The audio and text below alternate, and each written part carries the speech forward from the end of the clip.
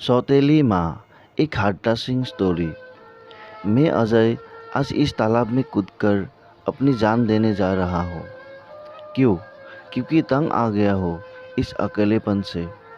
ना कोई साथ देने वाला है, ना कोई साथ रहने वाला। और दोस्त भी किसे दूँ जब मेरी इस हालत का जिम्मेदार मैं खुद हूँ। कुछ दिनों पहले मेरे पास सब कुछ था। सुंदर सा परिवार, कविता मेरी दूसरी बीवी और गुड़िया सी बेटी अंजलि। अंजलि मेरे कलेजे का टुकड़ा थी। वह 4 साल की थी तभी उसकी माँ पार्वती चल बसी थी।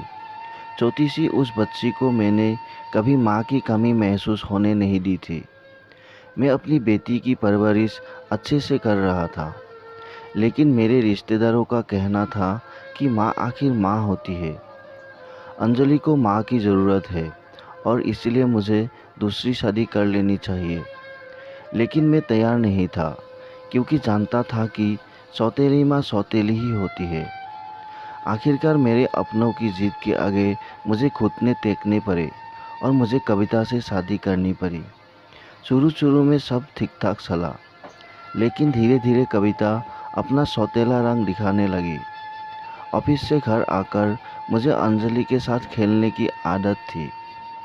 उसे गोदी में उठाकर मुझे जो सुकून मिलता वह अकल्पनीय था। तकरीबन 7 महीने पहले की बात है। मैं जब ऑफिस से घर आकर अंजलि के पास गया, तब अचानक कविता ने चिल्लाकर अंजलि को उठा लिया। मैं कुछ समझूं उससे पहले वह अंजलि को दूसरे कमरे में रखकर बाहर आई और बोली, पहले नहा लो, तब तक मैं आपके लिए गर्मा गर्म खाना परोसती हूँ। उस दिन के बाद कविता का व्यवहार अजीब सा हो गया था। वो कुछ न कुछ तरकीबें लगाकर अंजलि को मुझसे दूर रखने का प्रयास करती। कुछ कहने जाओ तो वर्तमान परिस्थितियों को लेकर मेरे सामने सलाहों का पिटारा खोल देती। फिजूल की बकवास। मेरे गले वह बातें नहीं उतरती थी, क्योंकि मैं जान गया था कि कविता मुझसे मेरी बेटी को दूर करना चाहती है। मैंने भी कविता की कारस्तानियों का मुंह तोड़ जवाब देने की ठान ली। अब मैं उसकी एक बात नहीं मानता। अंजलि के साथ खूब खेलता। मैं अपनी बेटी को दुनिया भर की खुशियाँ देना चाहता था। वह भी बहुत खुश थी। लेकिन अचानक हमारी खुशियों को मानो किसी की नज़र लग गई। एक दिन अंजलि की तबीयत बिगड़ गई। मेरी सांसों में बसी अंजलि को सांस लेने में तकलीफ होने लगी। मैं डर गया। मेरा दिमाग सुन्न हो गया। मैं फौरन अंजलि को अस्पताल ले गया। लेकिन यह क्या, उस दिन मेरी बेटी जो हॉस्पिटल में गई, वह गई। डॉक्टर ना मुझसे उससे मिलने देते थे, ना उससे बात करने देते थे। मानो सबका व्यवहार कविता जैसी सौतेला हो गया था। 2 दिन बाद कविता की भी तबीयत बिगड़ गई, सो उसे भी हॉस्पिटल में एडमिट करना पड़ा। लेकिन मुझे कविता से ज़्यादा फिक्र अपनी बेटी अंजलि की थी। मैं अपनी बेटी को देखना चाहता था, उसे प्यार से गले लगाना चाहता था, उसे सुनना चाहता था।